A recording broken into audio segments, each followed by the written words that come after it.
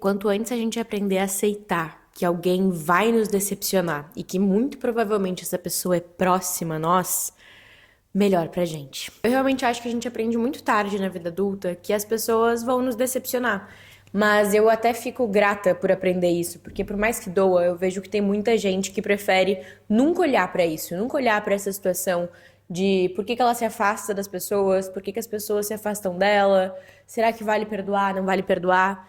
Então, é importante que a gente olhe pra essa questão de o que que a gente faz quando alguém nos decepciona. Não sei se você tá num relacionamento ou se algum amigo ou parente te decepcionou, se alguma situação específica te frustrou. Eu entendo que essa sensação de se decepcionar com a imagem que a gente tem de alguém ou de alguma situação é muito estranha.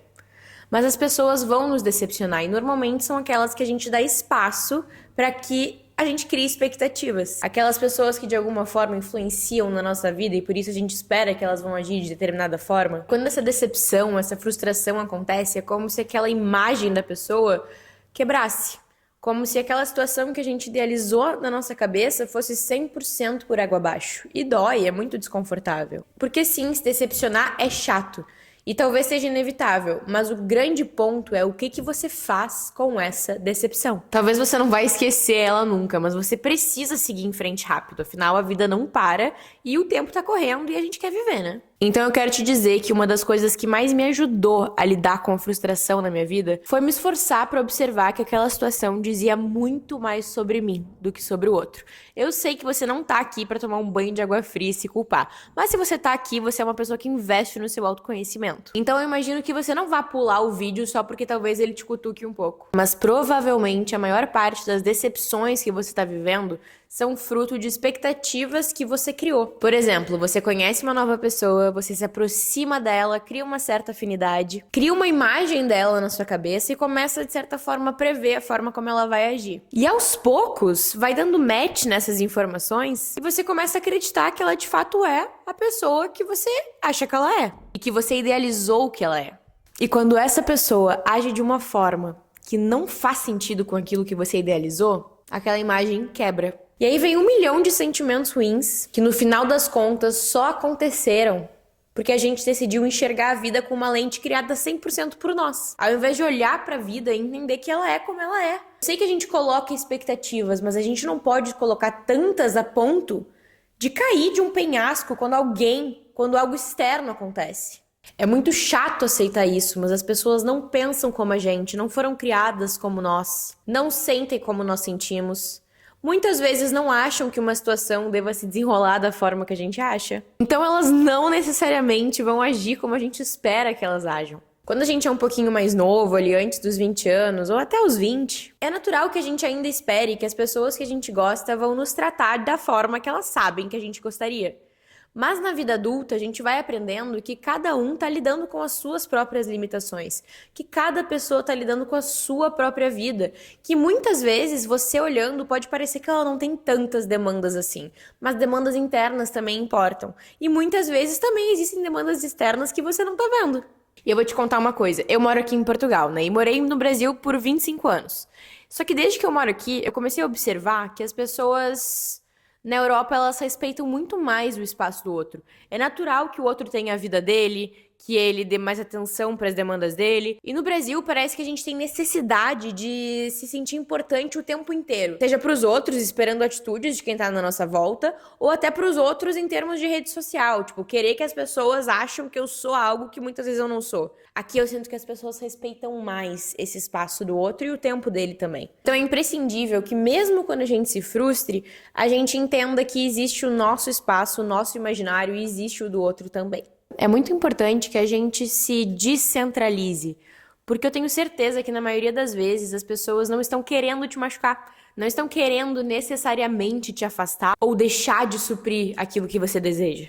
Muitas vezes as pessoas não repararam, elas não sabem, ou elas estão lidando com alguma ferida emocional que você não imagina. Esse exercício de se descentralizar um pouco das situações é muito legal. Talvez você conheça alguém que não te responde muito no WhatsApp, ou alguém que tem a fama de que não responde muito no WhatsApp. Eu sou essa pessoa. E essa semana eu tava com uma saudade de uma amiga minha, liguei pra ela e olhei, quando eu reparei assim, eu tava de frente pra uma planta que ela tinha me dado de presente. Quando ela me deu essa planta, A gente tava numa situação meio estremecida da nossa amizade. E ela me disse assim, ó, amiga, essa planta, ela tem que ser regada só uma vez por semana. Então ela é de fácil manutenção. E eu me deparei, quando eu tava ligando pra ela agora, quando eu senti saudades, que a planta tava seca.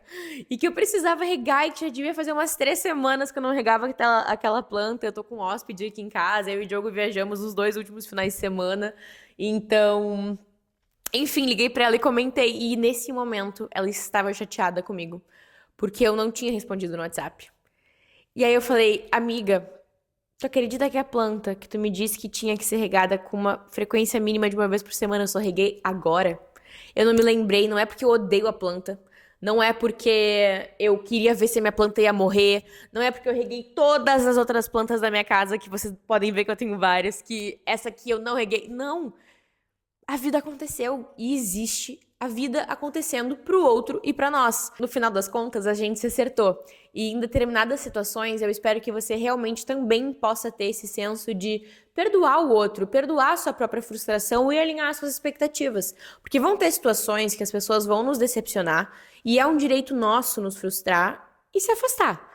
Mas tem outras que, por mais que também seja um direito nosso, não tem por que a gente perder muitas vezes um laço, uma afinidade, uma relação importante, ou até muitas vezes perder uma oportunidade porque a gente já se frustrou com ela uma vez. Na minha opinião, todas as situações cabem o perdão, mas alguma delas a gente se mantém por perto, se mantém tentando novamente, e outras a gente se afasta naturalmente. E já que a gente tá conversando sobre isso para evoluir espiritualmente, repara como a decepção com a atitude do outro revela algo sobre o outro, mas também revela algo muito poderoso sobre nós, sobre os nossos limites, sobre o que a gente aguenta, o que a gente não aguenta, sobre o que a gente espera de um relacionamento, ou o que a gente espera de uma determinada situação. Muitas das minhas decepções, se não todas elas, foram momentos de muita clareza que me fizeram amadurecer mais do que qualquer outro momento de alegria. Foram momentos em que eu realmente vi quem eu era.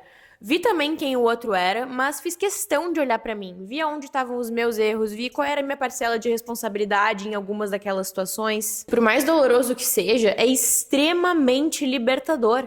Se a gente tá passando nessa vida aqui e a gente não vai ser honesto e sincero com nós mesmos, qual é o sentido? Esses momentos são muito bons pra gente não só decidir o que permanece na nossa vida e o que vai embora, mas também pra gente entender como a gente permanece e o que nós podemos deixar pra trás sobre nós mesmos. Porque existe um lugar muito perigoso depois da decepção, que é o ressentimento. Permitir que aquela mágoa fique tomando conta do seu coração e da sua cabeça durante mais tempo do que necessário. Tem gente que perde dias, meses e até anos. Tem gente que perde uma vida inteira com aquele ressentimento enchendo o coração, gente. Isso é horrível. Para de se perguntar aquilo que poderia ter sido diferente, em como teria sido, e se. Para de se perguntar esse tipo de coisa e se pergunta com sinceridade. Quanto tempo da sua vida você quer entregar, assim, de bandeja pra alguma coisa que outra pessoa fez? Quanto tempo da sua vida uma situação é capaz de te tirar? Ter maturidade emocional é saber quem você é e como seguir em frente apesar da decepção. Como você segue em frente sem se tornar uma pessoa amarga, uma pessoa que sai por aí disseminando ódio, uma pessoa fofoqueira. Como que você lida com uma mágoa sem fechar o seu coração pro mundo, sem deixar de se abrir para novas situações? Se alguém te decepcionou recentemente, eu quero te dizer que talvez tenha alguma coisa nessa situação sobre você que você precise olhar também. Talvez essa pessoa ou essa situação possa estar te ensinando justamente o que você deve ou não levar daqui pra frente. Sejam pessoas, coisas, situações, hábitos. Se decepcionar dói, mas é importante que a gente não esqueça que também é uma ferramenta e uma alavanca incrível para nossa evolução. Porque a vida adulta é sobre isso, né? Sobre aprender a enxergar a vida e as pessoas e a nós mesmos com mais clareza. E assim, continuar vivendo essa vida. E toda semana tem vídeo novo aqui no canal. Por favor, se inscreve aqui, deixa seu like, seu comentário. Me conta qual foi a situação ou a pessoa que te causou algum sentimento ruim recentemente. E vá que o próximo vídeo que eu traga não seja exatamente aquilo que você estava precisando ouvir. Beijo, até semana que vem.